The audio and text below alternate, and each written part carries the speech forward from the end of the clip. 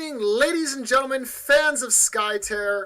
Welcome to the first cast of the season of the Clash series. I am the Commander, finally reporting in for the first duty of 2021. It has been a very long time since I've seen you all. Hope you're all doing well. Today's Clash match is going to feature two of our newer members of the community. We have Paul Bright, also known as Lightning, versus the ExianEngineer. As you can see here with the draft underway, we are going to be facing a mono blue lineup. This month's Clash theme was a singular faction of play. Both of these players have opted to bring in blue heroes. Notice, of course, also that Vorhild is not part of either of their decks, so we are looking at a straight 6-6 mirror matchup. We'll see how the draft ends up evolving over time. Now, before we started here, Exian did win the coin flip and elected to go second. So therefore we see now Lightning drafting first Gulbjorn, and also Paul then responding, Exian then responding with his own Gulbjorn and Brilvar. In the meantime, of course, let's also take a look at our victory conditions. Onslaught defeating 3 enemy heroes, the Tamer defeating 2 enemy heroes using an outsider, and hunting for power, meaning kill the outsider, win the game. So I expect some sort of a violent game, which already puts me in a good mood. Let's see what our selections evolve from. We'll go over the draft cards, details, which heroes have brought which power cards in just a moment once the players are done selecting their heroes. We see that Paul has decided to summon Freyhill to the side, always a good choice. Freyhill widely regarded as probably the best hero overall in the game due to the fact that she can basically do everything. She can heal, she can damage, she can support. She can, well, if it can be done, she can do it.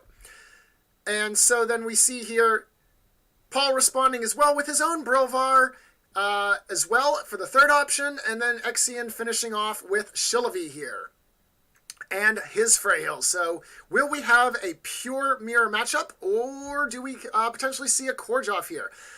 Given that there is no push objective, I don't think Astrida is likely to come out, although given that Astrida's shape-shifting ability does allow anyone shape-shifted disarm on their attacks, that might be useful if you're trying to stop an outsider kill, and so instead we do see Korjov. So we are going to see a slightly different setup from our two players here, but 3 of the 4 heroes will be the same. I do believe that Paul is using one of the core set deck lists that are available on the website, whereas Exian is using one of his own creation. So we'll see exactly how this plays out as the players go forward. So at this time, we'll go ahead, zoom in on the map a little bit, and let's play some Skytear. So I forgot one more final thing. The outsider was the original outsider brought by both of them, so therefore no real selection needed to be done there. And so we're going to see bringing him onto the field would be a slight advantage, I think, for Paul, due to the fact that the outsider does have 2 armor. Both players obviously do have Freyhill, but with both Freyhill and Korjov on Paul's side, that would be a little bit easier to pierce through the armor of the outsider. So we'll see how that evolves.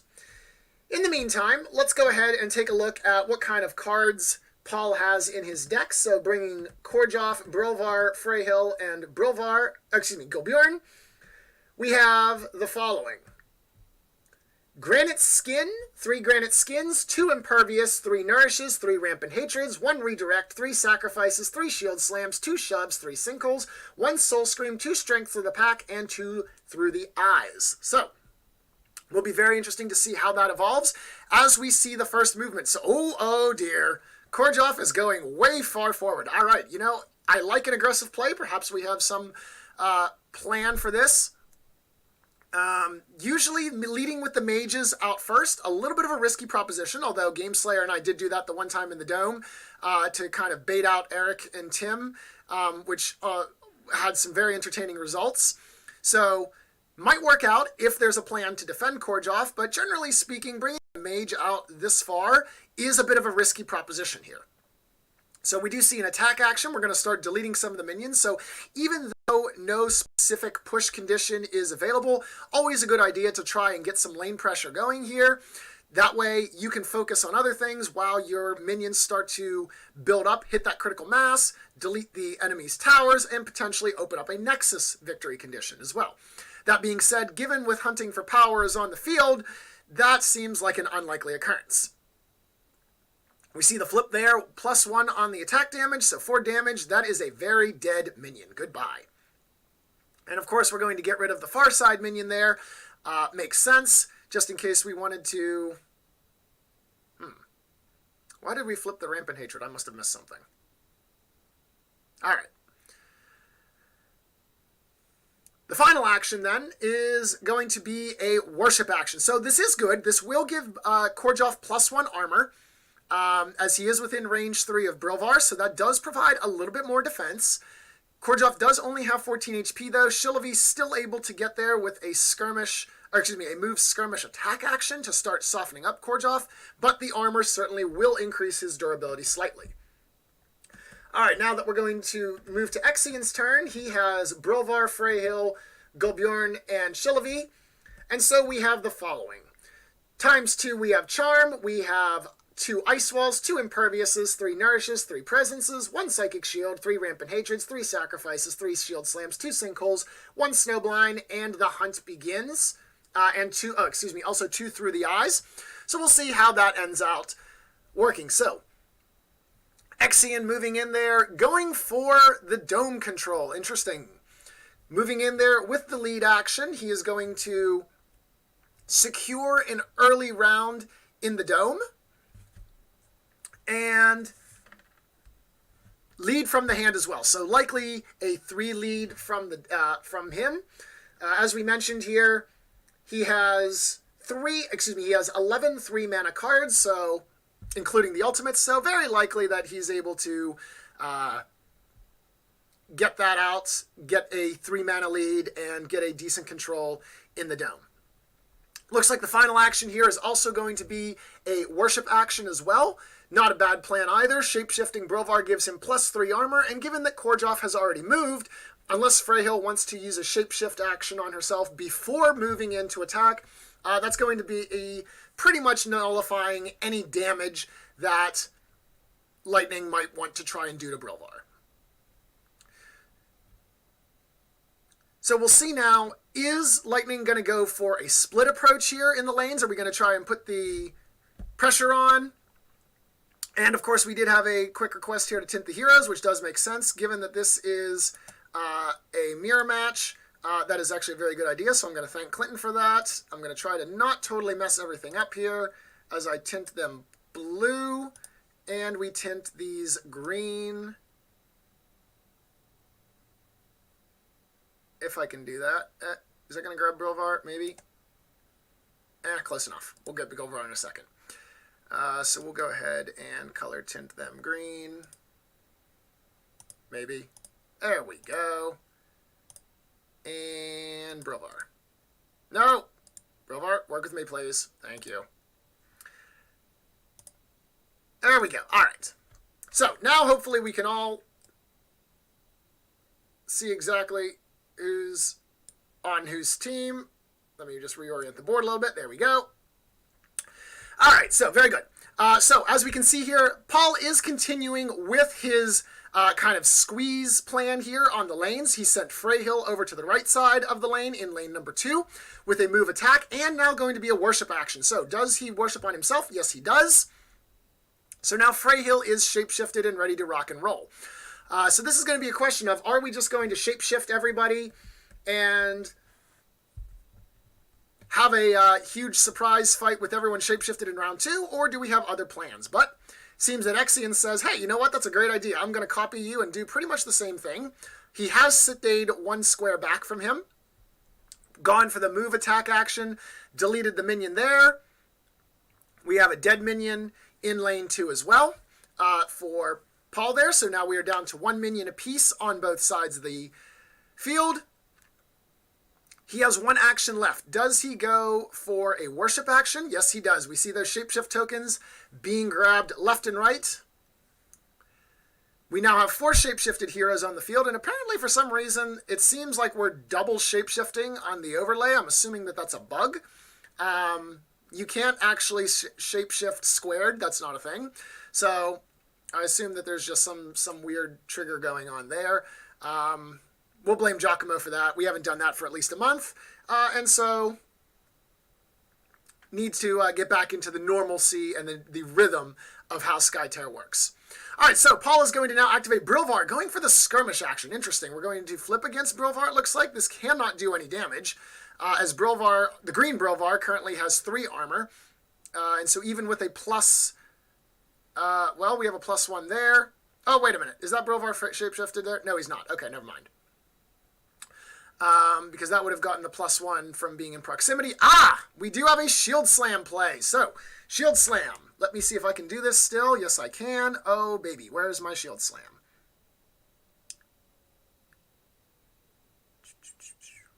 Here it is. And there it is. So, Shield Slam allows us to apply slow to a target adjacent enemy and deal piercing damage equal to the caster's value. So, because Paul's Brilvar is not shapeshifted, that will do 2 damage to him instead of 3. I think it may have been a little bit better to wait till the end of the round to use that shapeshift and then Shield Slam at the end of activation. But nevertheless, that does still deal 2 piercing damage to the green Brilvar and drops his HP down.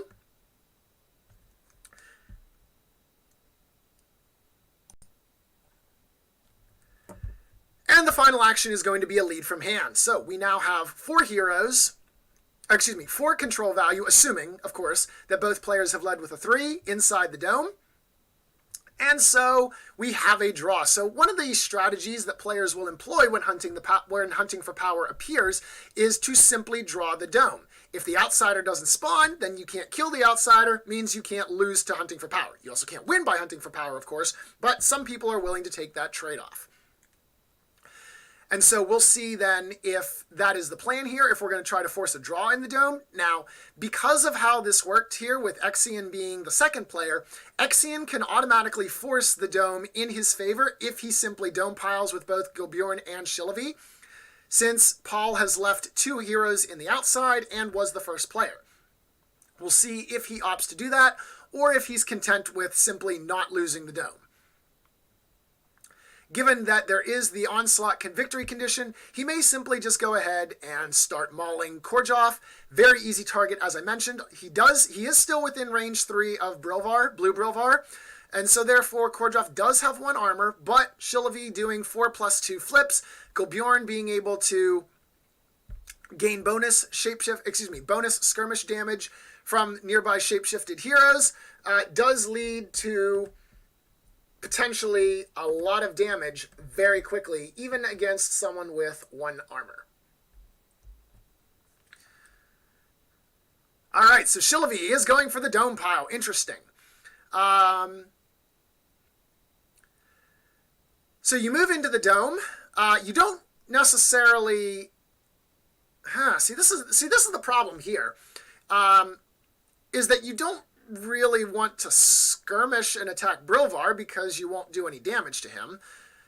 Also, you'll be vulnerable to his taunt at the start of the next activation. Worshipping is all well and good, so I wonder, do we just simply skirmish to reposition? That would potentially be something that might be worth considering, is, okay, skirmish there. Makes sense. I don't think that there is a slide available, so we don't need to worry about any weird flex shenanigans of ejecting people from the dome here. So that's all right. Parking herself next to a shapeshifted Brilvar, not sure about that, but again, he may have some plan. If he gets the outsider, he may end up using Shockwave, knocks the Brilvar out of range of both his Brilvar and his Shillavi, so we'll wait and see what happens on that regard. We did end the turn there with the shapeshift as well. And also I can see now that Brilvar has been doubly slowed, so yeah, there's definitely some sort of weird interface bug that's cropping up that's causing the status conditions to double themselves. All right, so with that being said, Paul is going to activate his last hero now on the field. We have Gulbjorn coming into the field. What will Gulbjorn do here? At this case, he's going for the dome contest. Okay, so, well, we could also just be looking to lay down some damage. He could also potentially have a presence. I do believe his deck carries some presences. And so if he... Oh, no, his presences were all on Estrada. Never mind. So therefore, not going to necessarily force a 6-6 tie here, but we'll see what we have. Okay, so we have an excellent combination here. So, first of all, let's pull up Granite Skin, because this is actually going to deal a boatload of damage here. So, Granite Skin, the caster gets +1 armor, and then the caster gains X skirmish damage, where X is their armor value. Keep in mind, he shapeshifted Gulbjorn ahead of time, which means he gets a bonus point of shapeshifted amount. The bonus amount there of the armor. So we have a total of 3 armor, and then we get 3 skirmish damage. And so, hold on a second. We apparently had an issue where we did not add the bonus armor. Let me take a quick look here. Clinton is my eye here. They did not add the armor to Brilvar when they skirmished, and +3 green against blue. I'll go ahead and let them make a note. You forgot to add the armor value from Brilvar, so that is going to be a slight change in calculation. Real fast there, I will admit that I was busy searching for the cards, so I didn't see exactly what they did to play out there, but I think that Brilvar does need to take an additional bit of damage there. If we take a look from the skirmish result, we had a +3 there. So Gulbjorn should have done... Oh, let me get this out of the way here. Okay, there we go.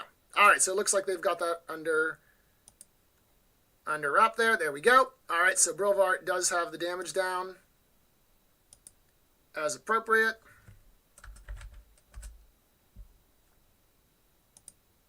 Okay, very good. So, that's all taken care of. Again, thank you, Clinton, for being able to be my eyes while I search through the cards.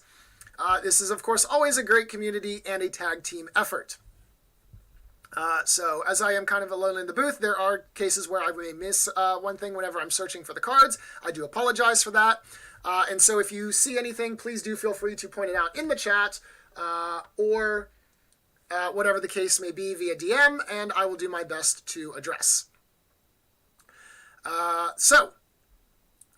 Do we have another thing here? I hear the little popping noise. Got Korjov? Okay. So we'll deal with that later. Yeah. All right. So we do see that we're starting to deal damage on the tank. Not necessarily certain I would have agreed with that particular play here. I would have probably rather have seen using such a heavy skirmish damage on Shilovy. She does only get 1 armor at this point. All right, we have a shield slam on the flip here as well. I've lost track of what's going on because people are not using their buttons. But Gulbjorn has taken 1 damage, so I'm going to assume that that was an attack from Shilovy here.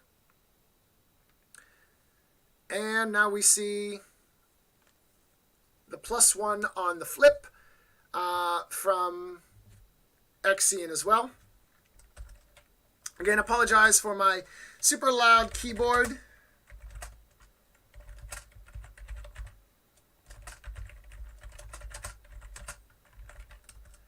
Eventually, I will upgrade to something that is slightly less loud, but that time is not now. So, we did have a little bit of flips there. There we go. Okay.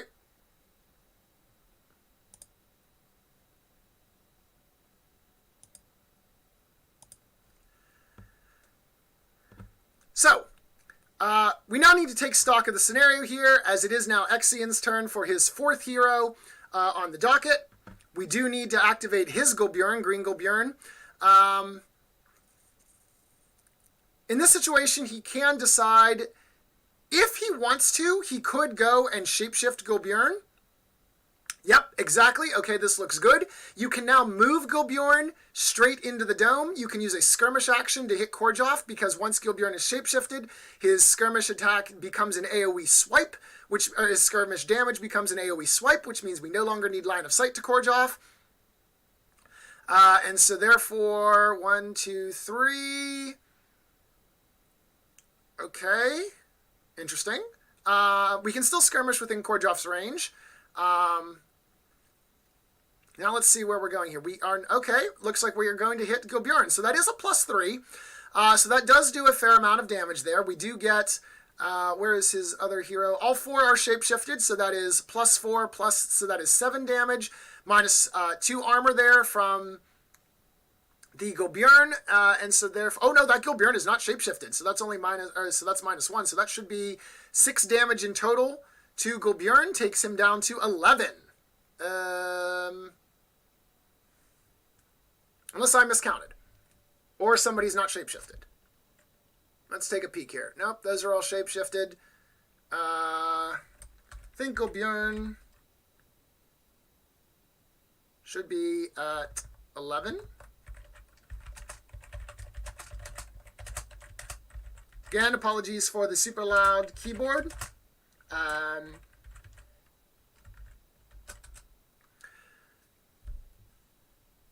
We'll see. I may have missed something there. But according to my math there, if we have a +4 on the skirmish,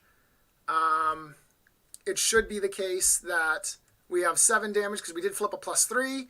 And so, therefore, unless his Gulbjorn is not showing up correctly. Nope, nope, okay, I think I did my math right. I hope so, it's what I'm paid for after all. That would be, double check here, make sure that we have everything correct. Okay, and then we also took a little bit more damage. Nope. Double check the message here.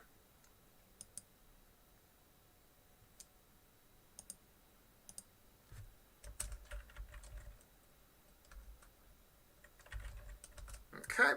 And again, of course, you know, there are many numbers of parts of Skytear. Sometimes you uncover new and different interactions. And so, you know, you find different things, and sometimes the maths are, you know, a little bit awry. I mess up the math all the time, and I've been playing this game now for close to a year. And I will skip over things. So again, remember, the first important thing of Skytear is math. The second important thing is positioning. And the third most important thing is know your time zones. And of course, again, don't, you know, I make mistakes plenty of the time. There's definitely things, those of you who have watched a number of my casts know that I make mistakes all the time. Oftentimes, it is the rare cast where I get everything correct, in fact. So sometimes I will point things out and I will be totally wrong. So, with that being said, let's take a assessment of the board here. As we can see, lane number 1 does go in Lightning's favor here, in Paul's favor. He is going to advance the control token by 2 there. We have a 3-to-1 victory. Korjov, 2 minions to just 1 minion. So the control token does advance 2 towards Exian's tower there. Over in lane number 2, we will have a draw. It is currently 2-to-2. So that'll just simply be spawn more minions. And in the dome, assuming both players led with a 3, Exian will get control of the outsider. Let me go ahead and refresh that just to make sure everything is updating properly. There we go. And so we will get to see the outsider. So while they're working on this, let's go ahead and take a look at the outsider's abilities here. So as we can see down in the lower right corner here, the outsider must spawn across the dome. It is a 3-hex-sized beast. We do see blows 3s there. Very good. All right. So therefore, as a total result, Exian will win 6-5 in the dome and summon the outsider, which must lay across the dome, either 1 in, 2 out, or 2 in, 1 out. And then has 3 abilities. Divine Conduit, target friendly hero can take a worship action. In this case, he may use that to reshape shift Gulbjorn. certainly a useful thing to be able to have Gilbjorn starting shapeshifted whenever your entire team is shapeshifted. Shockwave will allow you to do 0 plus a flip piercing and push the target hero. That would be useful for potentially ejecting Brilvar from the dome, freeing up both Shillavi and Brilvar from the taunt. And then finally, Instill Energy, draw a power card. Given that Exian does have 5 cards, that seems like a ability that we wouldn't necessarily want to use here, due to the fact that you have to discard down to 6 at the end of the round. All right, so we have a flip first there. 0 on the flip. Let's see what exactly he was targeting. Looks like it was Gilbjorn, so I'm assuming that was an attack action against Gilbjorn, so that'll deal 2 damage, bringing Gilbjorn down to 6. Interesting, again, that we're not going after Korjov. Very, very interesting. I guess, to be fair, if we reduce Gilbjorn down, we don't necessarily need to worry too much about the turn 2 Rampant Hatred from Gilbjorn, which would be much more devastating than turn 2 Rampant from Brilvar, per se, or potentially Freyhill, but nevertheless still could be damaging. All right, then we see another action against him, the Shockwave action. You can't actually push him. Well, I guess you can push him backwards. Yeah, there we go. You can push him that way. So that was a 2 piercing damage there. So Brilvar down to 4, Gilbjorn down to 4 HP now. And so the final action in this case, again, I would just say Divine Conduit, get your Gilbjorn re-shapeshifted. Get that set up for round number 2.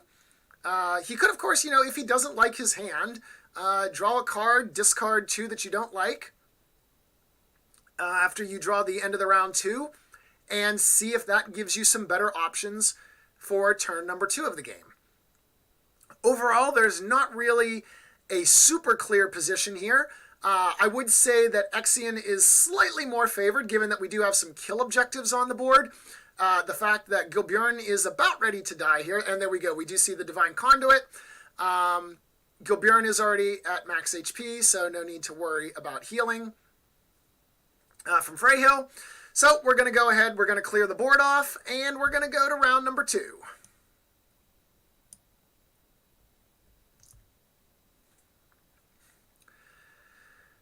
Now, one thing that we do need to keep in mind, because both of these players are mono blue, there's absolutely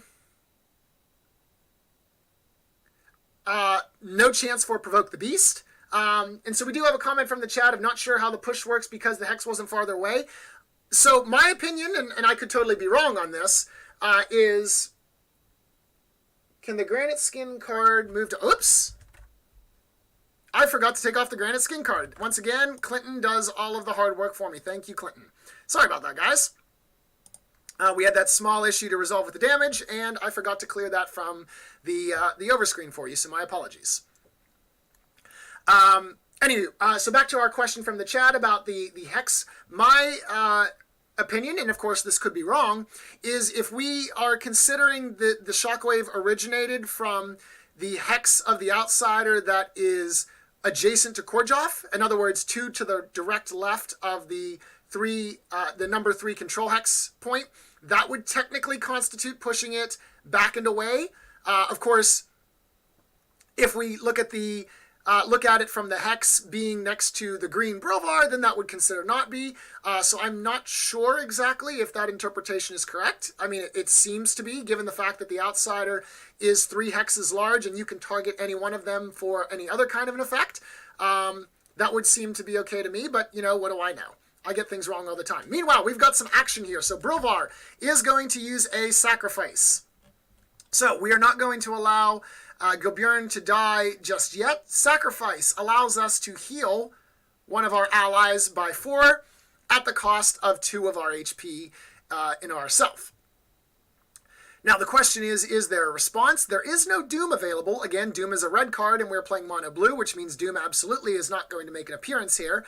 But we also have we have another counter. So Freyhill is going to play Sacrifice. But the green Freyhill can't see the Brilvar. So green Freyhill can't see anybody. So I think that might be a misplay there, as Green Freyhill actually does not have a valid target for that particular card. I think that it was a good plan, because the plan there could have been to sacrifice and kill Brilvar before he heals up, but unfortunately Freyhill does not have vision of the Gilbjorn there, and so therefore Brilvar's sacrifice will be able to go off without interference. Gilbjorn back up to 8 hit points, Brilvar down to 14.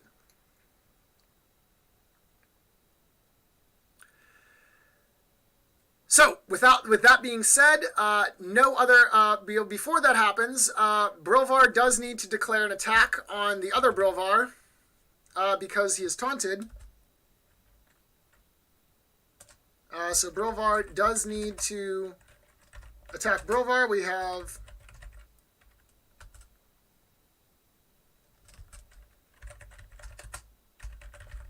again, apologies that the keyboard sounds like a thunderstorm.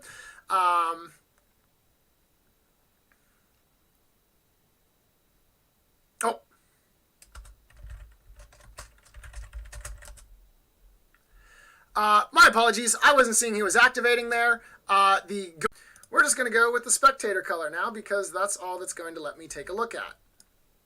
So let me swing our table around here again. Sorry about this. We had a slight failure.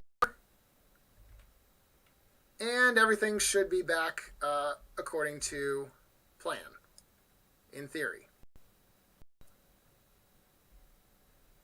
Now I just have to, okay, now the mouse is not doing what I want to.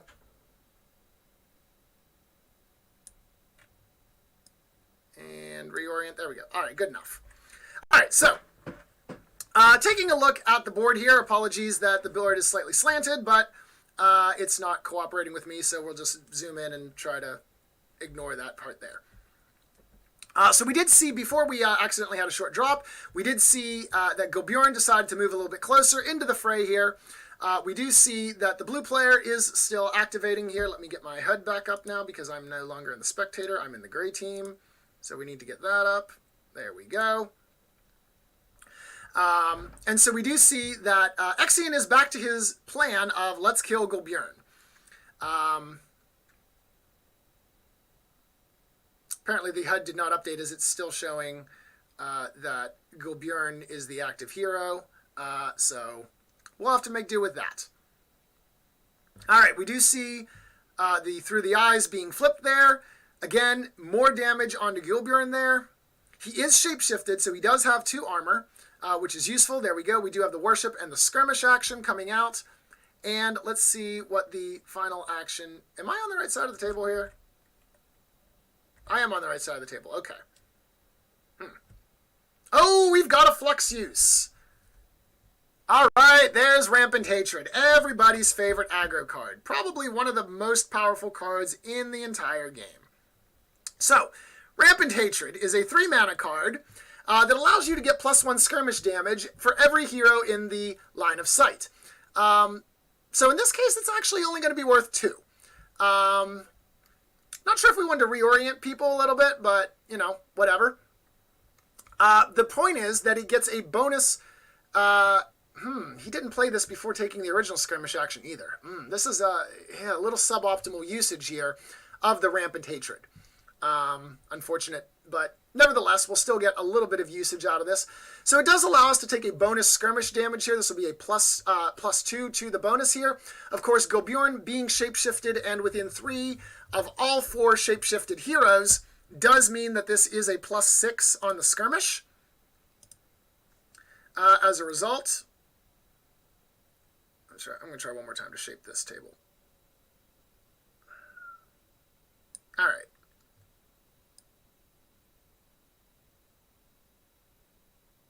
There. Close enough. All right. We're going to stop messing around with the table. All right. And now we see a Gilbjorn playing the sacrifice as well. So I see what the issue is. Apparently, all of the colors are messed up after the disconnect, and it did not update things for me. That's highly unfortunate. Oh well. So, green Brilvar's HP is going to go back up to...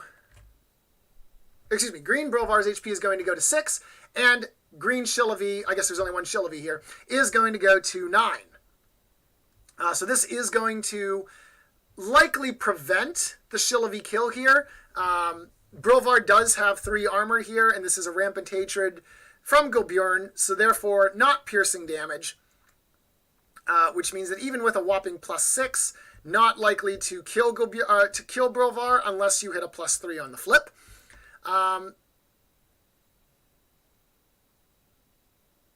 But it is down to 2 damage, so... Or 1 damage. Am I not seeing flips occur here? So I guess we had a +2 on the flip, or a +1 on the flip here. Alright. Stuff is not showing up for me. I don't know if TTS is broken, if my disconnect broke it, or what the deal is here, but...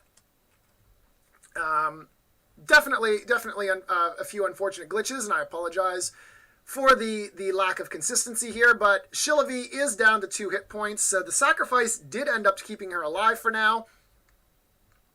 The question that Exian is going to have is, do I activate Shillavi and get some use out of her, or do I just let her die and come back round 3 whenever the ultimates are online? Given that Gulbjorn is down to 5 HP at this point, but is within range, well, actually it doesn't matter because Shillavi is next to a shapeshifted Brilvar, which means she's going to blow her attack on that. Oh, and the shield slam comes down from Brilvar. Now, the question is, who is he going to target? Because he has 2 valid choices here for who's going to die. Looks like we're going to use it on Shillavi, perhaps? Yep, Shillavi is dead, so that's going to give 1 point on Onslaught. Shillavi will come back in round 3 due to the fact that she has not activated yet. So we do have 1 point on Onslaught, which is apparently not going to show up for me. Okay, they're putting the token down as opposed to the victory card. That's fine. So 1 point in favor of Lightning for Onslaught. And now... that means he also gets last activation this round due to the staggered results. Also, Brilvar, not likely to survive this round. This is very quickly about to turn into a 4-on-2 situation, maybe a 4-on-3, as Freyhill could potentially skirmish and attack Gulbjorn and kill him off. But in any rate, I don't see how Lightning does not end this round with the hero advantage. At this point, there's, enough damage on the board for both players to start killing each other off.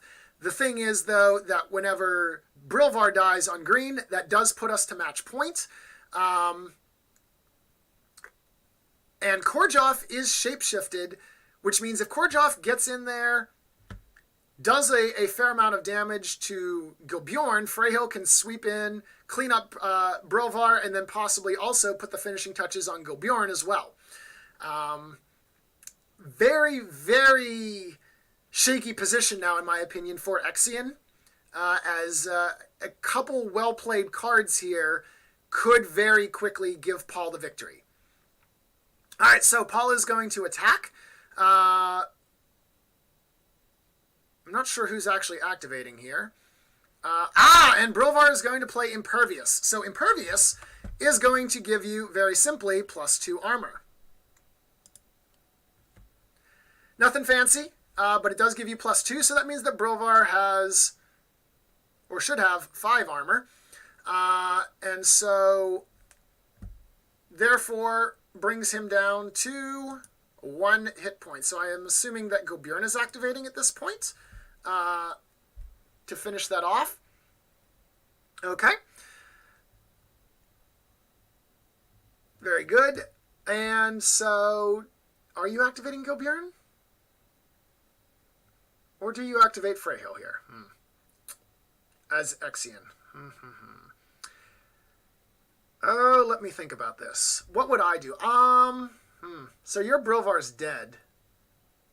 Unless you move him back. This is interesting. Brilvar does have 1 mana point left, so you could pop a Nourish, but the problem is Korjoff is going to get fast whenever he goes, and so therefore he's an easily chased down. Honestly, I think that you may, if you want to keep Brilvar alive, which I kind of think you do in this point, put Brilvar over in the cover hex in lane number 2 so that he can do something, but it means that Exian will have to work to get at him. Because of the minion placement, as well as his Paul will have to work to get at Exian's Brilvar. Because Korjov will not be able to get anywhere able to see him, nor will Freyhill, so we're going to move Freyhill into the dome. Okay, so it looks like we're going to go and kill off the blue Gobjörn in response here to the murder of Shillavi. So we have a move, we have a skirmish, and I assume they're going to use this action on Gobjörn. For Exian is going to start damaging Paul's Gobjörn. We'll see what happens here. We have looks like a double click. That's okay. Okay, so we have a +1 there. So because Freyhill is shapeshifted, that is piercing damage. So armor here does not matter, brings Gobjörn down to 4 hit points. So if he goes for the attack action, does need to get a +2 or better on the flip in order to kill him, or he needs to show us a healing magic card because, as we know, Freyhill turns healing into damage whenever she's shapeshifted. She does have 2 mana left, which means that she could potentially burn a Nourish, and then if there is a response play, another healing card on top of that to effectively negate it or outpace it. We do remember seeing that sacrifice earlier. I assume that they allowed a withdraw back into the hand since Freyhill did not have a valid target for it. So there is kill pressure here available to finish off Gobjörn. But, of course, Paul may also still have some more responses, and it potentially is able to... Aha! So we're going to play Presence. Not the card I was thinking. Interesting. All right, well, let's take a look at what Presence does. So Presence is going to help offset the hero disparity that we're about to see. Caster gets +1 to control value, and then you get to predict 2. So we can take a look at our deck, see the top 2 cards, decide, do we want to keep them? Do we want to throw them away? Do we want to rearrange them? Freyhill is not going to die this round, so, in theory, knock on wood. So that doesn't seem to go to the waste here. But I don't know that the mana was... Well, I guess if you're banking on flipping a +2, which I guess with the Presence, you would know that what you're about to flip here. So with Presence, we could determine exactly, is it worth, doing the attack action to kill Brilvar? Or, kill Gobjörn. I always mix those 2 up. Eventually I'll get them right. But it looks like instead we're going to go ahead and flip on Brilvar here, dealing 3 piercing damage to him, Brilvar down to 11. And then, of course, I think perhaps we just use the sacrifice that we had in hand and kill off Gobjörn at this point. Or I could be totally wrong. It also does set up for a good lead. Okay, so we do lead from the deck. That makes sense. We've predicted it. We know exactly what we're about to get. And there's the... Oh, wait, we can't play Sacrifice now. Right, we just burned through our mana. I literally just talked about that. Amazing. So we did lead from the deck there. We do know what that's coming. Perhaps that we had a use for the Sacrifice while I was not paying attention during the disconnect when I was trying to reload into the game. That's a possibility. I do see that... we have some heroes down, so we'll just go ahead and peek up and see if that's what the case is. So yes, so the sacrifice was played through Gobjörn, so didn't actually have that card available anymore. I think that may have happened while I was disconnected. So, does leave Gobjörn. Eventually I will split these 2. I don't know why I confused them. One of them is a hedgehog, one of them is a bear. One of them is, not like the other, but for some reason I insist on calling Gobjörn Brilvar, probably because I rarely see Gobjörn. Brilvar, widely regarded as probably the best tank in the game from a tanking perspective, as opposed to a non-tanking perspective. Excellent! We can see that RG has not actually casted for at least a month's time, because what he's saying makes less sense than normal. Anyways... Brilvar widely considered to be among the best tanks because of his high armor and taunting ability, forcing people to waste their attacks against him. The other option, of course, is Hokusai, due to the fact that Hokusai can melt people's armor. All right, so Korjov is going to advance here. Korjov is fast, so he's able to go 5. We do see Korjov moving over here. Not necessarily, well, I guess, yeah, that's true, because if you did that against Gobjörn, you wouldn't be able to reach Brilvar, so this makes sense.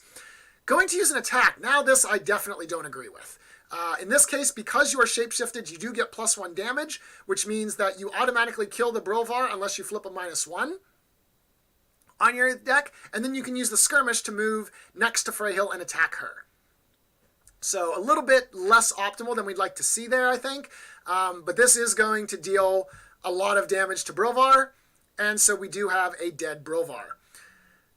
This is going to now put us on game point. One more hero dies. That is going to give us Onslaught victory for Paul here. Neither hero is weakened at the moment. But again, Freyhill still has to go for Paul. Korjov can still do a little bit of stuff here. He does have some mana remaining.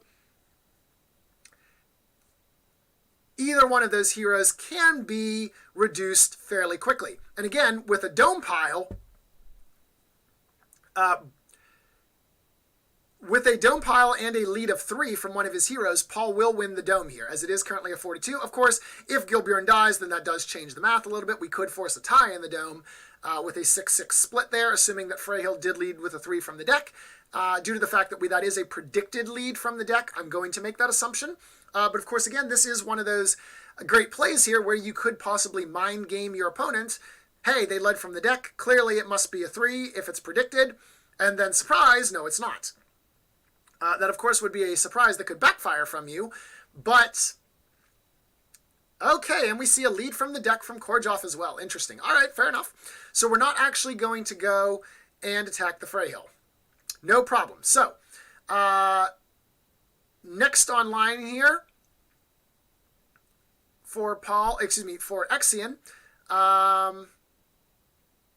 Gilbjorn does still need to activate. Freyhill, of course, already did activate, so she's done for this round. Shulavi and Brilvar both died before they were able to activate, so they're done. And so therefore, Gilbjorn must kill Gilbjorn. We're going to have some bear-on-bear action, which is different from the cat fights that we normally get with Shulavi-on-Shulavi action here. So we are going for a move and then an attack, it looks. Oh, no, those are the blue commands, excuse me. So I'm not sure if Exian... Okay, so Exian is going for the skirmish. Interesting choice to reposition next to the Brilvar that is shapeshifted. That's not going to do any damage. Doesn't matter who he was using that against, as Gilbjorn has 1 armor and Brilvar has 3. So no damage there from that. Could potentially see an attack action against the Gilbjorn. With 4 HP, you would need a +2 on the flip. Why did he take 1 damage? Oh, wait a minute. I'm sorry, that does do damage. Never mind. Because I forgot about Gilbjorn's passive. Gilbjorn currently does +2 on the skirmish because he is, +1. No, that should only do 1 damage. Because Freyhill's not shapeshifted. All right, so we do see a +2 on the flip. So regardless of the math there that may be questionable, that is going to kill Gilbjorn there, as that would have been a 5 damage attack. So even with 4 HP, still dead nonetheless. So that does bring Gilbjorn out of the round and does give Exian a point on Onslaught there. So it is 2-1 on the Onslaught score in favor of blue.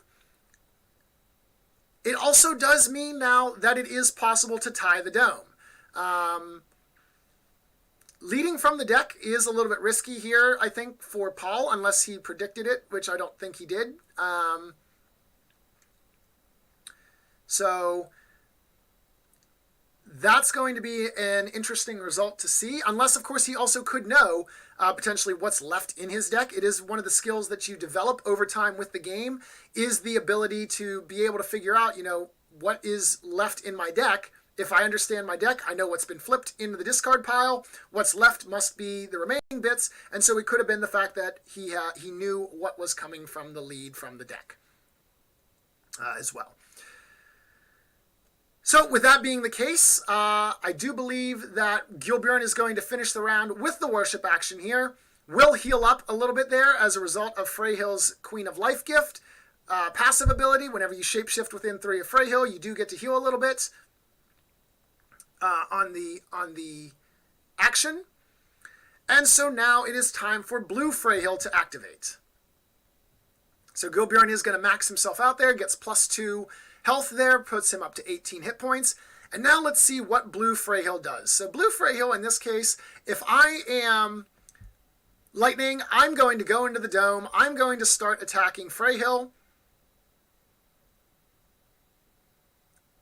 And try to get her as low as possible. If I can bring her low enough that next turn, all I have to do is activate Korjoff, and then I can wipe out Freyhill with potentially a Worship Skirmish Attack combo, I'm in good shape. And so that seems to be a potentially likely candidate course of action. At this case, if Freyhill goes into the dome and that lead is a 3 from Korjoff, it will be a tie, which means there will be no outsider activation. Let's see what we have as a result here. Brilvar is going to activate. I forgot, we have Brilvar. So this actually gets very deadly now. Freyhill has 16 hit points and 0 mana. And so she's going to have to weather a skirmish attack. Ooh, but the -1 on the skirmish. Not what you want to see. All right, so Brilvar is going to move up. Interestingly enough, Brilvar's positioning now does mean that the outsider does have to attack if he remains shapeshifted. Okay. We're going for the tower play. I'm not sure I agree with this play here, because now you're going to give the dome over to Exian. But again, I'm not playing, so perhaps Paul has a plan that I don't. And so Brilvar is going to contribute to the tower there. We're going to discard. So it looks like we're just going to go and completely destroy the tower, or attempt to. So that's going to assume that that is a 3 there for the lead. That's going to give us 4 plus 4 is 8. 8 to 2 gives us 6 damage. So, okay, so it's not going to completely destroy the tower, but it is going to substantially damage it. And we'll set up for a tower destruction on turn 3, which then could be followed by Nexus destruction on turn 4. That being said, I think that obstinacy is still far more likely. If you had a lead from your hand, I feel like you should have challenged the dome, but again, similar to Jon Snow, I know nothing. All right, so now Freyhill is going to activate. So in this case now, based on this action course, I'm assuming that he's going to after Yep, okay, we're going to have Freyhill go after the lanes. So we're going to attack, delete the minion there. We're going to skirmish into the dome, like so. And attack the Freyhill, I assume, as she has lower HP with the skirmish damage. -1, hate to see it again. No damage on the skirmish.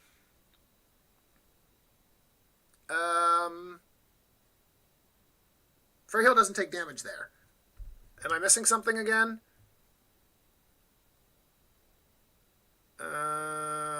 Let's see. How would that have done 1 damage on the skirmish? Don't believe it does. Let me just double check. Make sure I'm not missing something here. Freyhill does get the +1 from Korj. No, that doesn't make sense there. No, okay.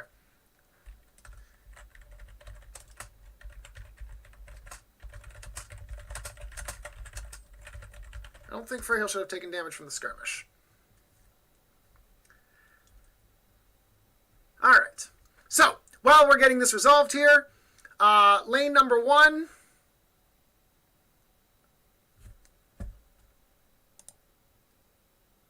Let's see what we have here.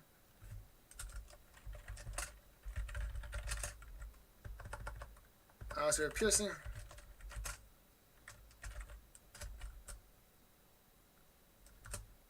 Okay, very good. All right, so we did just minor thing there. Good. All right, everything's good. RG has not completely lost it yet, which I guess is somewhat of a good thing. So, just taking care of that, no problem. Just a minor confusion. Thought it was an attack as opposed to a skirmish. And whoa, Whoa! Whoa, whoa, whoa, whoa, whoa, whoa, whoa. That tower should not be gone.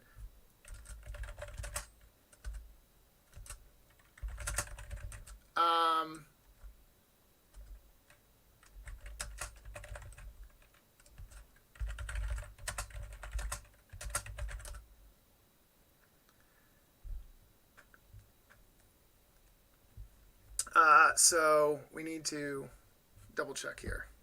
Let's see what we have.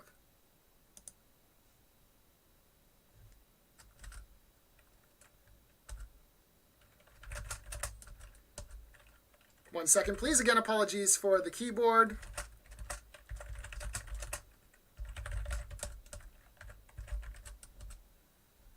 Okay.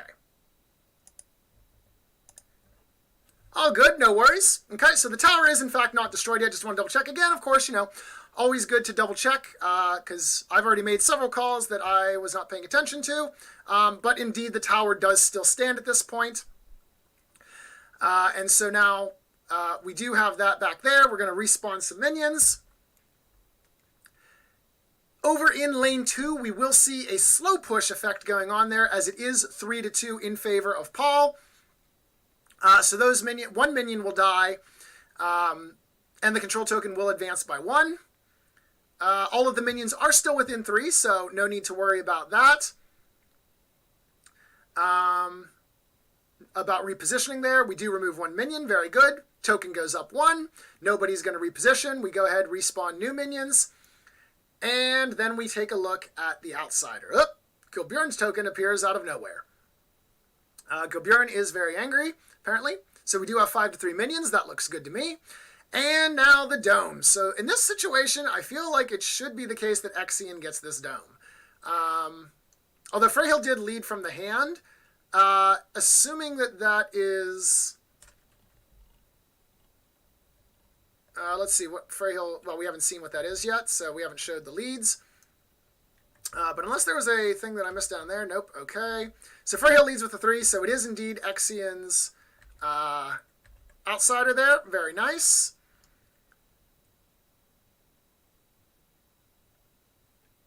But unfortunately, no heroes within kill range.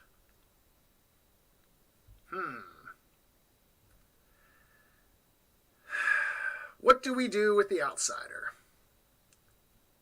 Honestly, I think you just drop the outsider next to Korjoff and start wailing on him.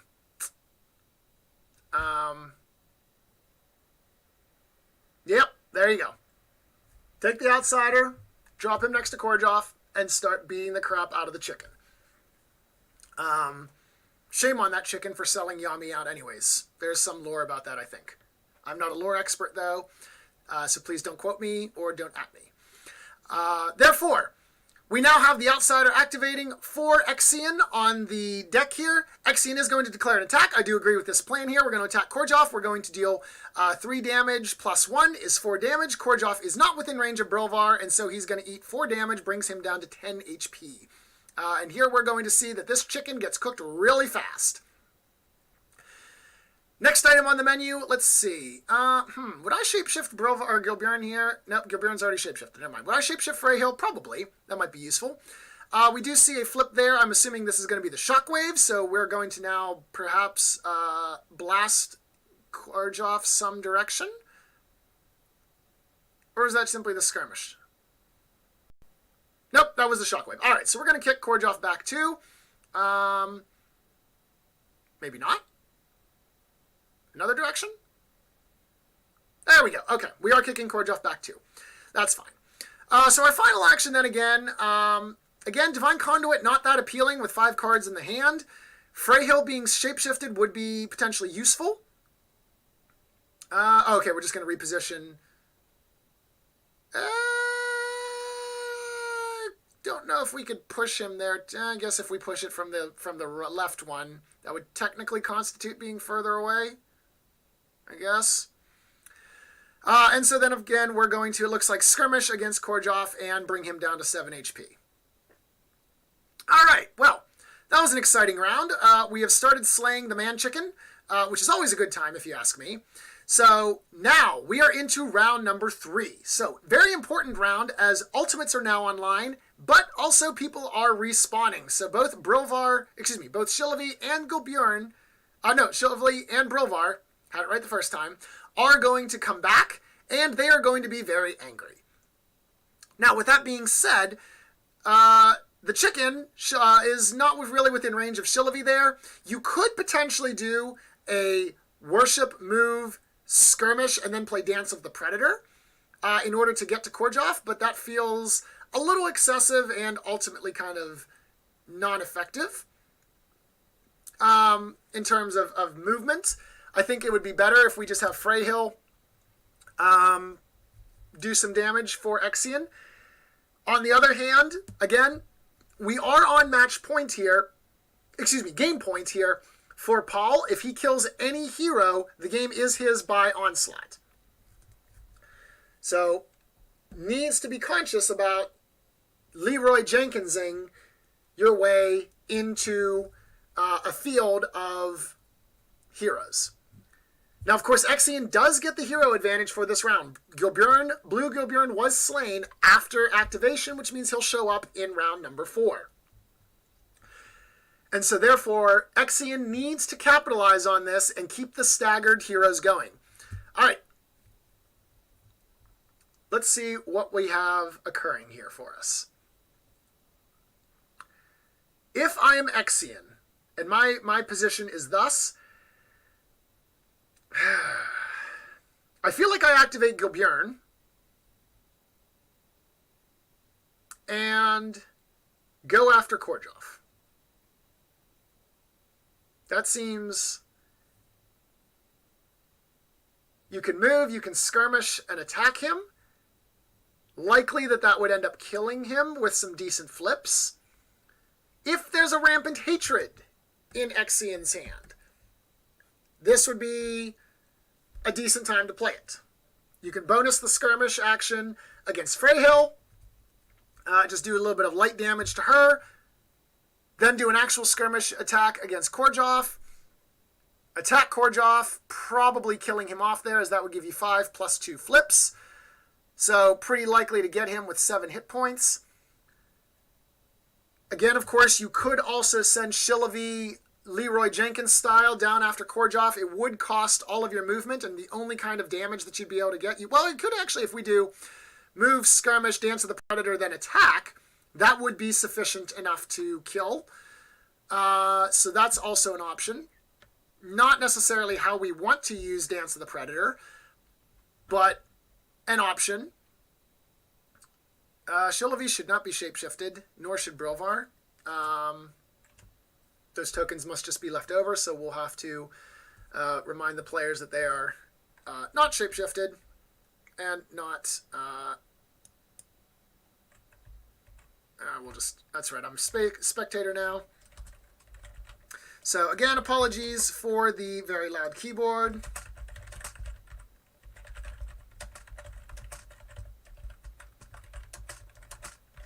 And we'll just go ahead and see what happens. Now, of course, blue does get the first activation here. And so we'll see what happens during this time. No one on Exian's team is weakened anymore. Brilvar, Shillavy, Gulbjorn, Freyhill, all at full HP. Not likely to be bursted down in one activation, although there is potential. If Featherstorm is in hand, I did remember seeing it flipped earlier. Not sure if we had a deck reshuffle, and I don't want to move the camera any more than we have to. So if Featherstorm is in hand, there is potential that with a shapeshift... No, you wouldn't be able to get... No, you wouldn't be able... That would be 4 actions. We wouldn't be able to 100... Well, I guess we should... If we shapeshifted, we played Featherstorm, then we skirmished, then we attacked, that might be enough to get Freyhill. Of course, assuming that Freyhill does not have her ultimate or some other form of healing ready. That is a potential option. But let's see what's coming out. Looks like Freyhill is going to go ahead and worship and skirmish. Okay, so we are going to try and focus down Freyhill. Makes sense. She does have the lowest amount of hit points, and you do have 2 piercing capable heroes. So, looks like we are going to see a response, perhaps.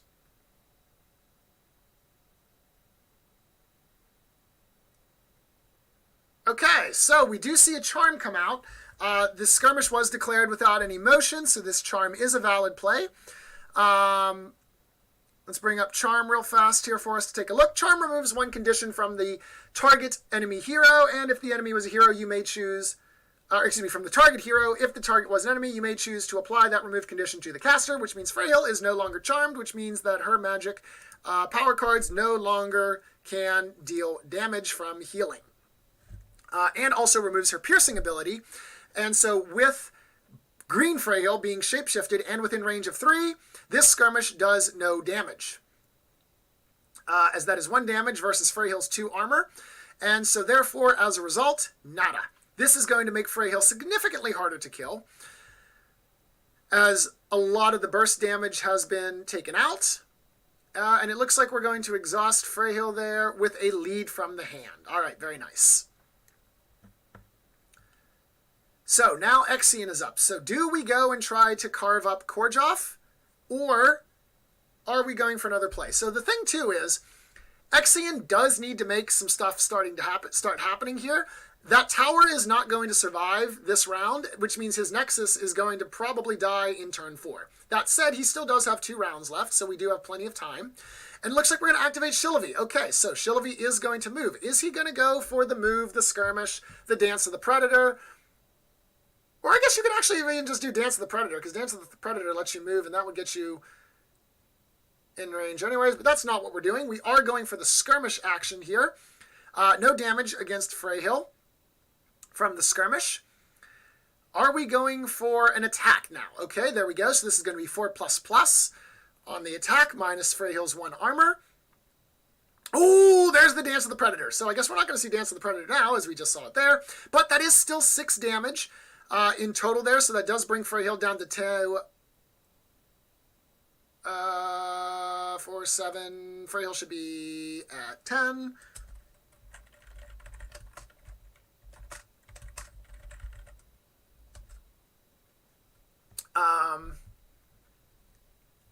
So that would be 6 damage.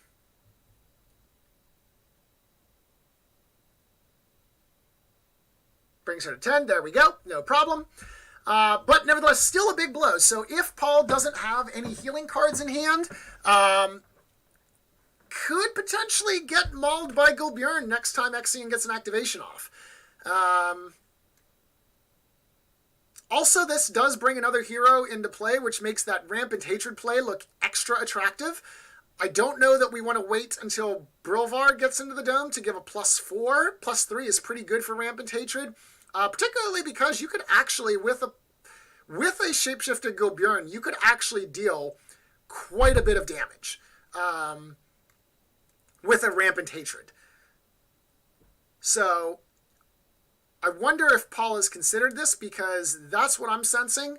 There are 3 cards in hand for Exian. And so if we do see the Rampant Hatred, there is actually just a possible, with decent flips here, that he just mauls both Freyhill and Korjoff and takes the victory via Onslaught. So we're going to go ahead and see how this unfolds here in just a little bit. But before that occurs, we do need to see what Paul chooses to do with Korjoff. Now, of course, one way to prevent this is to have Korjoff run like a coward. He won't be able to kill anyone, but he also won't be able to be killed. So that could be the potential trade-off here. You could send Korjoff all the way into the far bush. We do see a +0 there. Shapeshifting Freyhill to try and heal her up a little bit. Makes sense. I'm not necessarily certain that we want to shapeshift Freyhill. Instead of, well, I guess it could make sense. Because, yeah, if we shapeshift Korjoff, then you become melee. So that might mess with your targeting range. So we do heal up Freyhill a little bit there. Definitely could be the case where 1 point makes the difference. And we do see an attack action. So going to clear out the minions there, flipping against either one of those minions. Dead minion, that is going to give a 5-2 minion lead in lane number 2. So again, Paul looking to keep his options open here, apply the squeeze, and a Shillavi Charm comes out. Okay, so Shillavi is now going to use the Charm card and steal Freyhill's Shapeshift, and I assume put it on herself. So this is the danger of mono blue matchups, is the fact that Charms can come out and everyone just starts copying and stealing everyone's Shapeshift abilities. So we kill off the minion there as a result. Dead minion. What else will he do? So he is worshipped, he's attacked. And will you lead? Or will you move into the dome? Interesting. You've already used the flux, so you can't do anything there. Although you do have 3 mana. So any card that you would want to be able to play, you would be able to, assuming that it is a yellow or a blue card. We are going to go for the lead action. Very good. Is it a lead from the deck? Yes, it is. All right, so we have Mystery Surprise 5000 coming out of the deck from Korjov. Korjov is super exposed. I'm not sure that I agree with this positioning. Unless he's setting up a trap. That would be very interesting to see.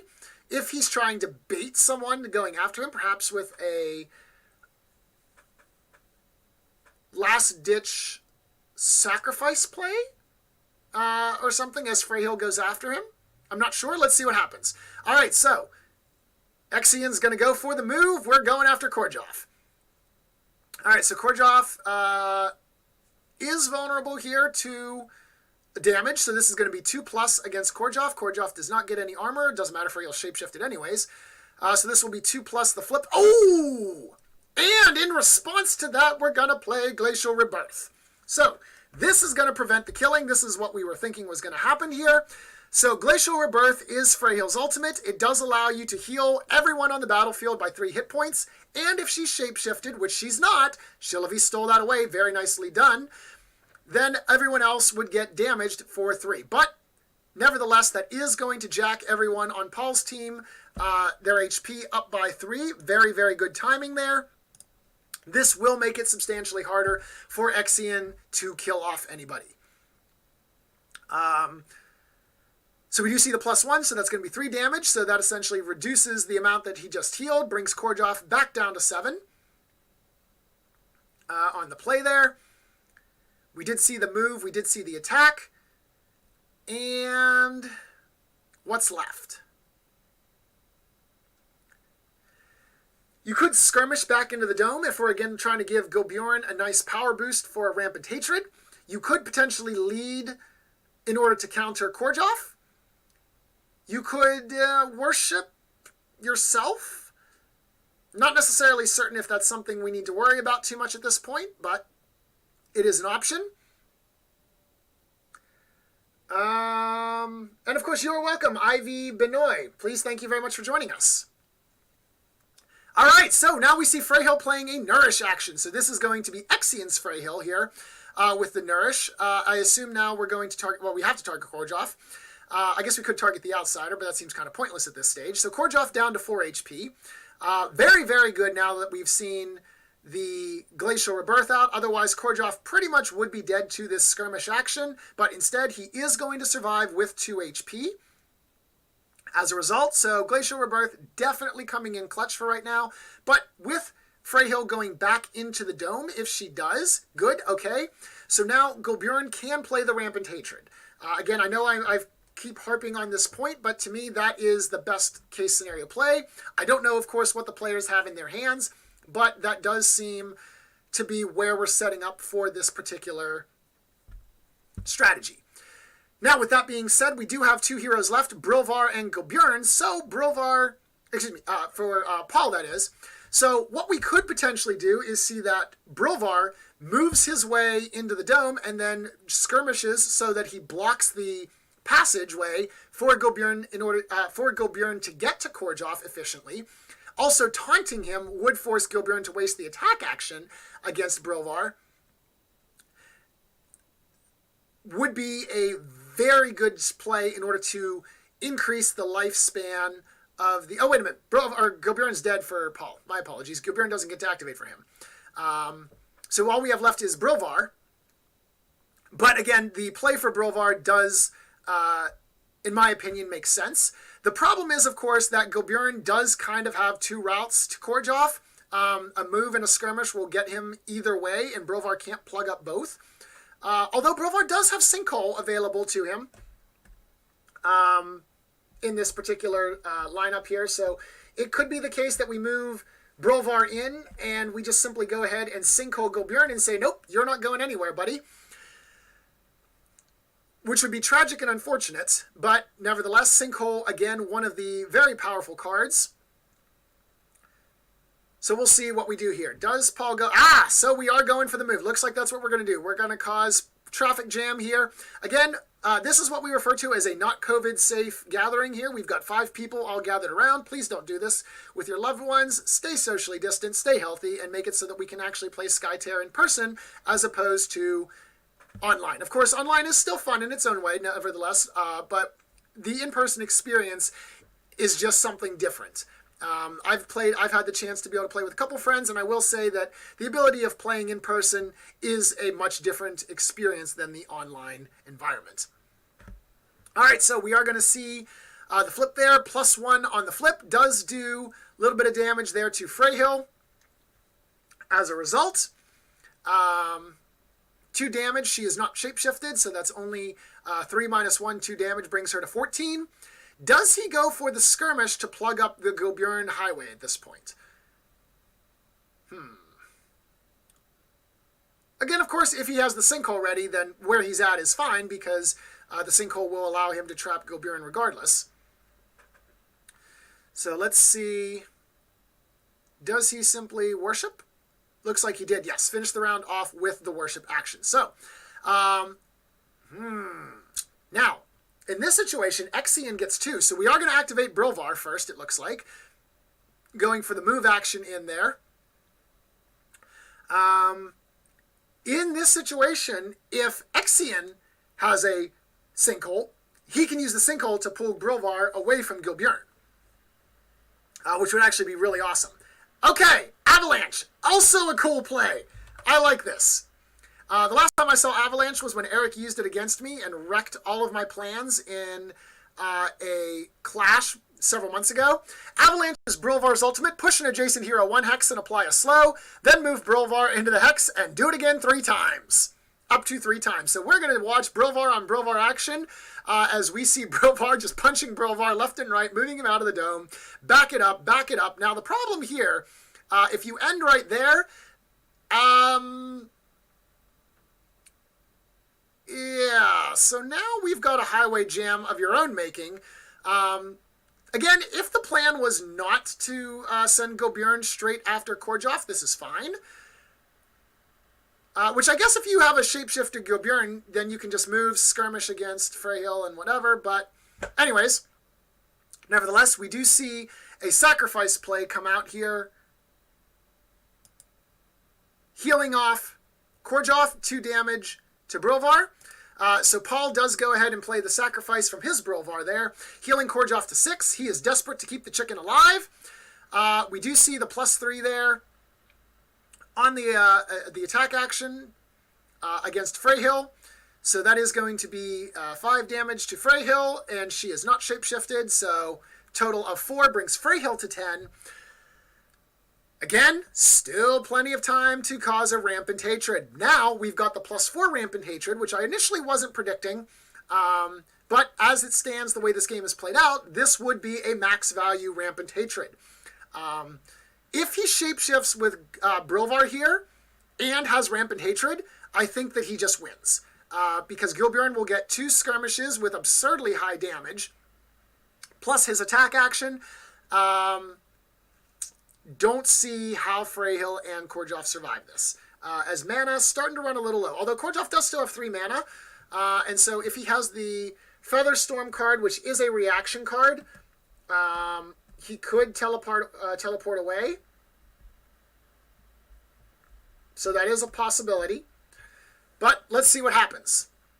Exian's going to go ahead now and activate Gilbjorn.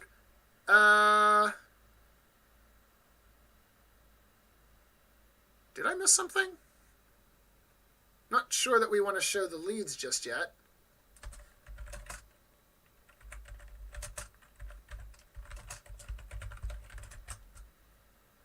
I don't think Green Gilbjorn activated. I feel like we still have some more stuff to do here. Okay, very good. Okay, so I'm not going crazy, once again, reassuring myself. And so let's see what the play is here from Green Gilbjorn. Again, even without a Rampant Hatred, okay, I think no matter what you do here, this needs to start with getting Gilbjorn shapeshifted. So it looks like we're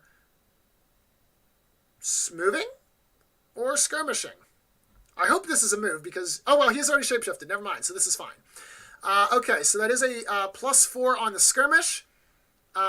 Brings Freyhill down, so that was an attack action, as she did take 2 damage there,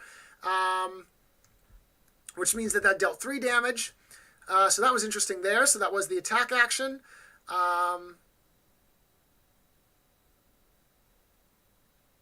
We do see another flip there. Glacial Rebirth brings Freyhill down to 3. No Rampant Hatred, though. Unfortunate. That would have been really nice to see a Rampant Hatred come through, but again, if you don't have it in your hand, then you can't play it, of course. So Freyhill does survive with 3 hit points. Of course, here's the catch-22. She's not going to survive the Outsider, in theory. I shouldn't say that she's not going to survive it with certainty. She does have 3 hit points left, and it is possible with 2 -1s on the flip that she does survive. So, possible, but unlikely. So, with that being the case here, now it's time to go ahead and do some math. In lane 1, of course, lane 1, blue has the overwhelming advantage there. It is a 6-2 advantage, which means that both of the minions and the 2 tower tokens are going to go kaboom. Are we waiting? I think we may have some end-of-round shenanigans. Gilbjorn is going to play Presence. Okay. So this guarantee... I'm not sure that we need to do this necessarily. You are guaranteed the dome. Although, wait a minute, Korjov does have a lead from deck. If Korjov played Featherstorm to teleport into the dome, that could potentially offset it, so this isn't necessarily the worst play in the world. And of course, you may just want to see what's coming up, because if you're setting up the Outsider to kill, it is useful to know, am I going to flip a +2 or a +3 that would enable me to kill the Freyhill?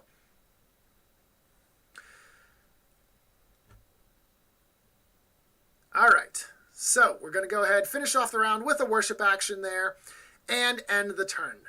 Any end-of-turn shenanigans coming out here does not look like it. So we'll go ahead and do some math here. Again, as I said, with lane 1, Exian's tower is about to explode. It is a 6-2 advantage. So 2 minion damage, 2 tower damage. The Nexus is now exposed, and Exian is facing down an 8 minion wallop, which means he needs to win on this turn, or Nexus destruction is going to be the victory. In lane number 2, on the other hand, oh boy. So let's see. Korjov is going to have a lead. We're going to have to see exactly what that lead is, but this is looking like 7+ against 2. Which means that we are certainly going to see some tower damage here. Depends on exactly what that lead is. And depending on that lead, actually, I think it is possible to destroy the tower. But only a 1, not going to destroy the tower. So that's going to give us a total of 8 versus 2, so that is 6 damage there. The tower survives with 1 hit point. Oops, wrong thing there. Tower survives with 1 hit point, but a tower with 1 hit point is still a tower that stands. So not too bad there.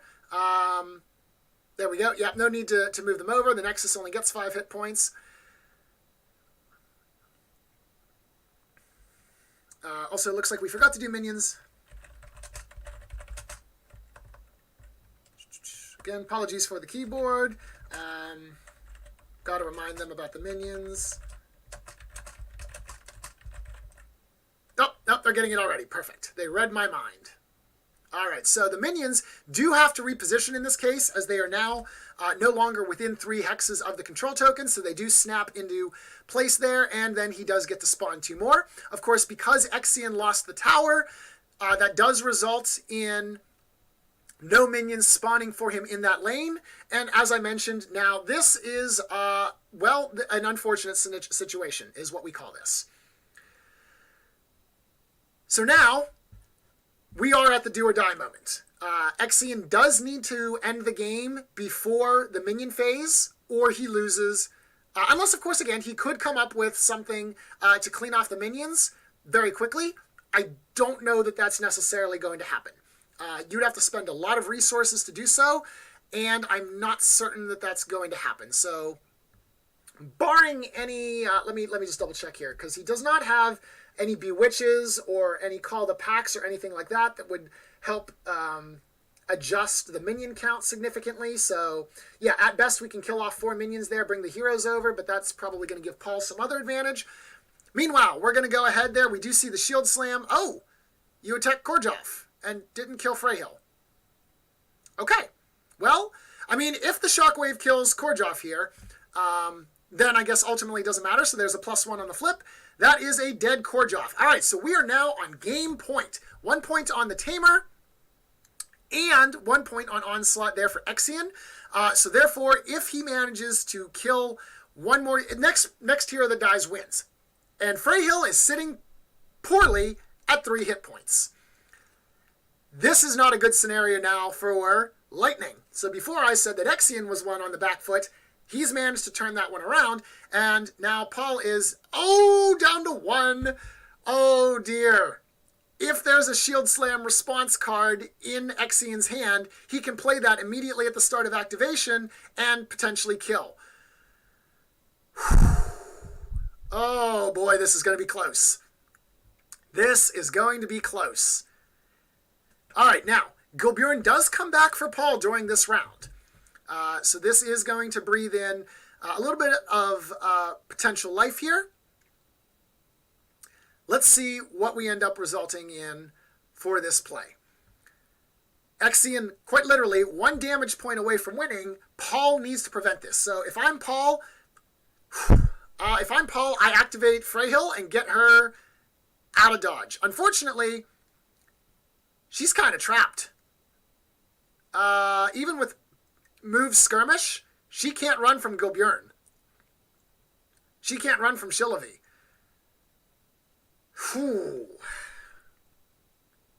I don't know what Paul has in his hand, but it's going to have to be something good. If there's a sinkhole, he can potentially use that to deflect any potential damage as a last resort, stave off the assault. This is looking pretty dicey here. We are, of course, in round number 4. And I can't grab that anymore because I can't change color. So we'll just... we're in round 4. We'll say that. All right. Let's see what happens. So, Paul is going for the skirmish action here. I'm not sure who is activating. Going for the deck shuffle. I'm assuming it's probably Freyhill, since it looks like he's going for the flip action here. Yep. All right, so we are getting out of there with Freyhill. Good choice. I agree with this 100%. You need to run. I would also assume that we're going to probably move. Yep, there we go. Put her into the cover hex. And then worship to try and get her some HP. Would be my guess. There we go. All right, now, Paul needs a very high flip on the heel here. +0.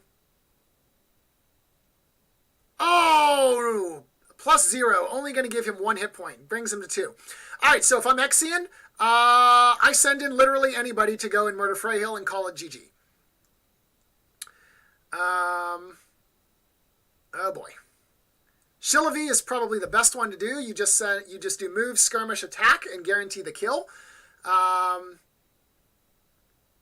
He is activating Brilvar, though? Or is that left over from last round? Okay. I mean, Brilvar will get the job done, too. But the problem is that Brilvar is 2+, and Freyhill currently has 2 armor. Although, of course, if Brilvar does have a shield slam, then armor doesn't matter at all. So that could be what we're looking for here. From the play. Show me Shield Slam. No, he's going for the Skirmish. Ah, and Freyhill's going for a Through the Eyes play. So, Through the Eyes is going to cause disarm. Let me pull this up for us here so that we can take a look here. Get down to the T's. Through the Eyes. There you are. Apply disarm to the target adjacent enemy hero there. So Brilvar will be disarmed. Again, Brilvar not having very high attack and Freyhill having 2 armor means this was unlikely to kill her in the first place. But you don't want to take those chances at this point in the game. So Freyhill is now disarmed. Freyhill also got 5 HP back. I assume someone played a sacrifice, or a nourish rather, excuse me, while I wasn't looking. Nourish healing 3, so Exian is going to attack there. And Brilvar is going to play Impervious, jacking Freyhill's armor up to 5, guaranteeing that this does absolutely nothing. Since the max damage Brilvar can do is 5, but he's disarmed, which means the max he can do is 3. And so therefore this does absolutely nothing in terms of damage. Very nice defense from Paul. Very well done. Unfortunately, though, he still has to weather the storm from several other heroes. But he does get an activation now to see what's going to happen. I feel like you have to activate Gilbjorn here because you need to leave Brilvar within range 3 of Freyhill so that she keeps that bonus armor. Otherwise, she's going to just end up going splat. So that is move, skirmish, attack. That should be the end of Exian's activation for Brilvar. Who's up next on the docket for Paul? Is it Gilbjorn? Is it Brilvar? Is this love? Is this fantasy? I don't know. Anyways, while we're waiting for the players to make a move, this is time for our plug and chug announcements. A reminder that the next Clash is going to be starting up soon. If you've not signed up for that, please do so. We are looking at a mono power colored Clash on Ashen Pass this time. So what that means is this previous Clash was mono faction. You had to pick all heroes of the same color. Now you have to pick all cards of the same color. For your deck, you can have rainbow heroes, but you must use a single color power card. Of course, ultimates are excluded from this restriction. Colorless cards are banned in general as well. And as I said, this is on the Ashen Pass. So should be very exciting to see. I heavily predict we're going to see a lot of green-based teams due to the fact that we get both Sinkhole and Rampant Hatred if we select green. I know I certainly am going to be playing green. Sorry, Yami. We're going to have to take a break from each other. I love you dearly still, but you just don't do green, and it's just not worth here. So I'll see you in the next Clash. You know, call me. Let me know how you're doing. Okay, great. So that will be starting up soon. Again, please do sign up. They are free to enter. And you do get 225 Skytear shards. Remember that the Neries did introduce this as kind of a competitive currency, for lack of a better term here, wherein participating in the clashes and the monthly world qualifiers can net you Skytear shards, which then can be redeemed for various prizes, including poker chips, tower, 3D minis, OP kits, all sorts of goodies available in the store. More details as they finalize those plans. They've given us a couple teasers of what is to come. So, you know, participating in the Clash is 1 game a week. Fit it in, get some Skytear shards. If you participate in every Clash, don't even play in the World Qualifiers, you can at least get yourself a nice set of poker chips. And believe me, they are nice. All right, back to the game. So we are going to see a move action here from Gilbjorn, it looks like. There we go, just adjusting the housekeeping there. Very good. I understand it is a farce that we're not using Yami, but, you know, such is life. All right, so Gilbjorn is going to move over, so it looks like we're going to form the Great Wall of Leothin here to try and protect Freyhill. If Gilbjorn stands adjacent to her, that's going to block off at least 2 heroes from being able to path directly to her. If we use a Sinkhole, that would be even better. We are worshipping. And now we're going for the skirmish action here. This is actually going to be interesting here. This is a +3 skirmish action against the Brilvar that has 2 armor. So this will be a 3+ flip here. So 4 damage, -2 will result in 2 HP loss for the Brilvar. Brings Brilvar down to 15. Not too bad there. Does also make it so that there is kind of a blocked pathway to Freyhill. There's only one line to her now. Of course, Brilvar being where he is for Exian does mean that Freyhill would be able to shoot at range. She will be able to see Freyhill. Let's see what happens here as a result. All right, so Freyhill is going to activate. We're going to move Freyhill, I assume. 1, 2, 3, move into range. Looks good there. I assume we're going to attack or skirmish, and we're going to use a power card and try to kill Freyhill.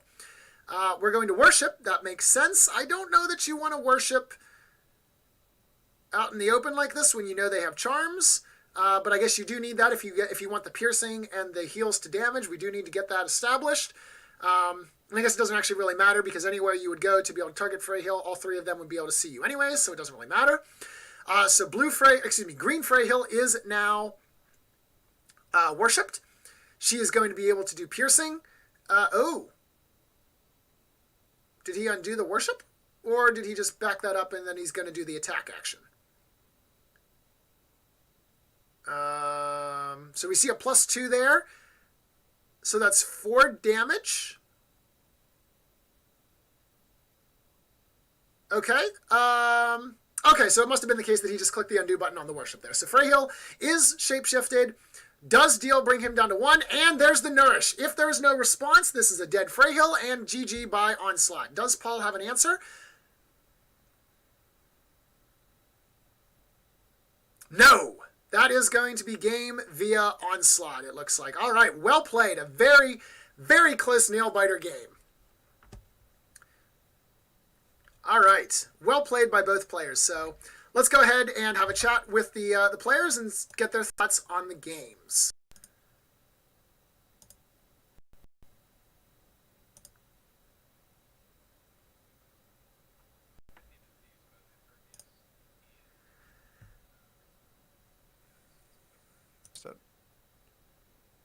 All right, gents, good game.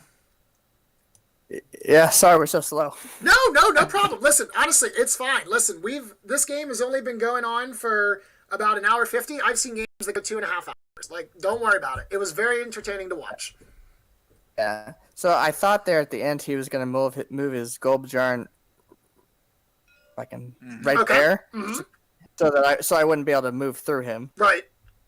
Yeah, there was a lot of congestion going on down there with the outsider and all the minions, and I'm thinking here, pathing is going to get a little bit tight to see how this would work. I think you still would have had some options. You probably could have sent Shillavi in there then, possibly done it that way, so I think you still had options, but yeah, that probably would have been a good idea to use Gilbjorn as roadblock. I did have this to be able to push him out of the way, the Feral Virality. Okay. So... I've seen that card played exactly once, and to be fair, when it was played to great effect. So yeah, which I kind of wanted him to do that because I have never played that card, and I was like, I want to play this just one time. Absolutely, yeah. Again, like I said, I've been playing this game for about a year, and I've seen Feral Vitality played once. So it's one of those ultimates that's very good. I think is a very good ultimate, but you just never have the right opportunity to use it. Yeah. Yeah. And I was hoping earlier in the game that I might be able to pull out a win using the Tamer, but he killed my 2 guys so quickly that it's like, well, I have to kill him if I want to have any chance of winning that dome just to be able to do more damage to him to win on Onslaught. Mm-hmm. So yeah, that was I definitely did fear for you a little bit whenever he knocked off 2 of your heroes in the round. I'm like, okay, I mean, not totally unrecoverable, but this is definitely a dicey spot here. But I mean, you recovered very nicely from it. Yeah.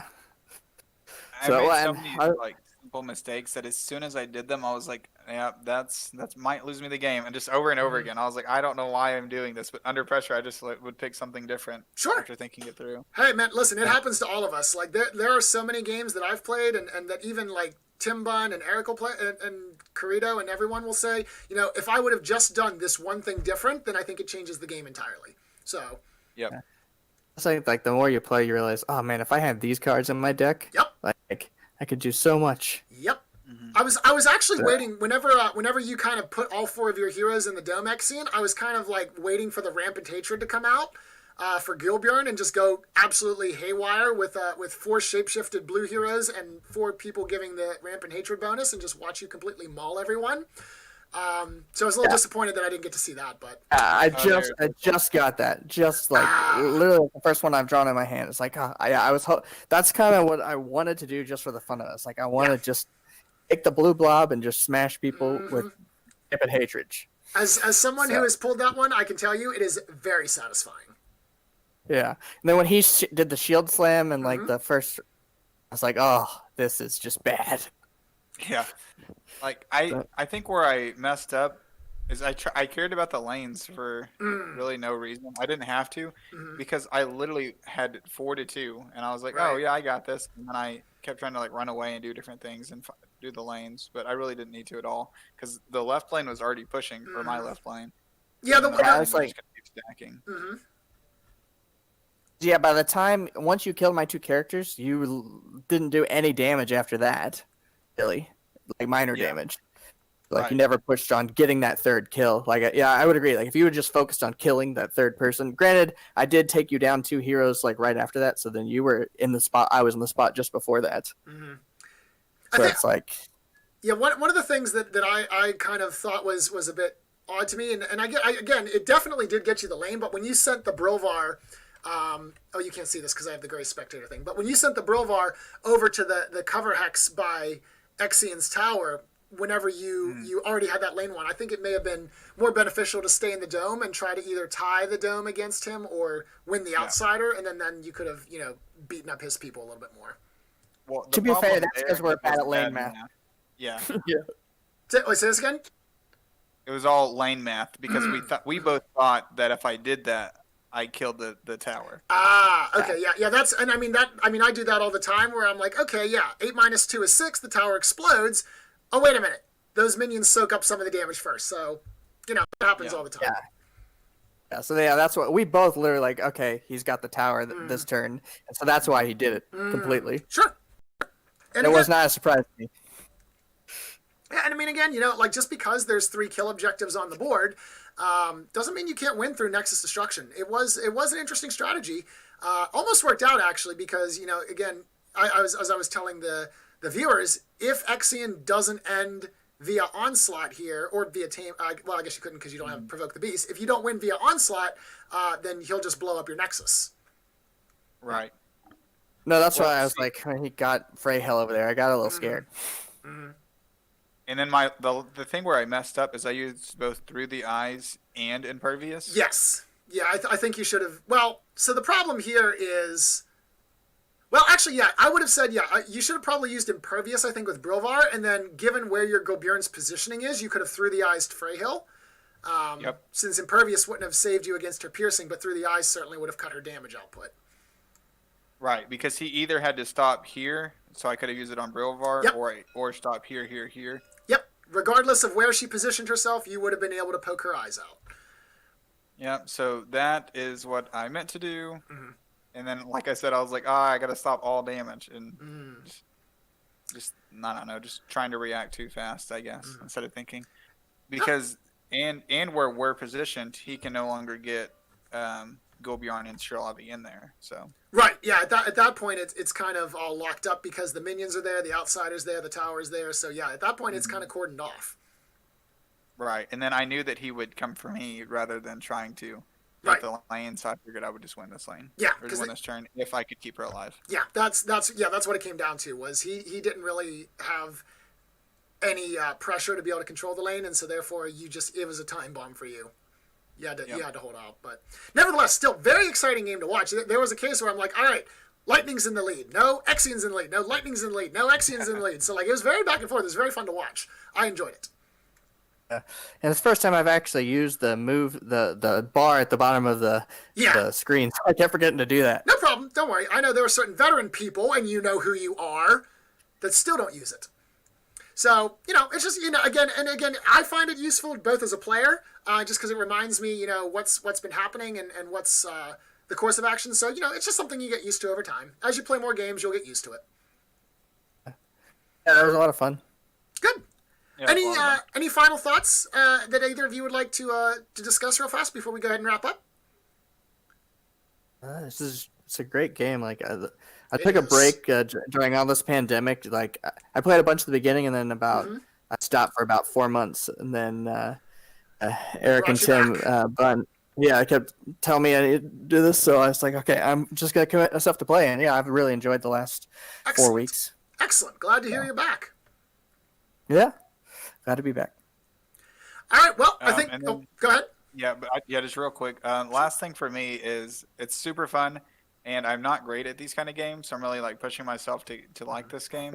And it's even though I'm losing kind of often because I'm new, it's super fun every time. Yeah, And I'm like, oh, if I like you said, like if I just did this one thing, I would have won. Yeah. And again, and it's a learning curve. Like honestly, like I remember my first league. I think I was like 1-5 or 2-4, something like that, in a 6-round tournament. So like it's a growing experience. As long as you see, what you've done and what you can do to improve for the next time, you'll just get better each game. Yep. Yeah. All right. Well, thank you very much for joining us, everyone. It's been a blast. Again, remember, sign up for the next Clash. We'll see you guys in the February Clash. It is going to be on the Ashen Pass, my favorite map. So we'll see you next time. Have a good evening.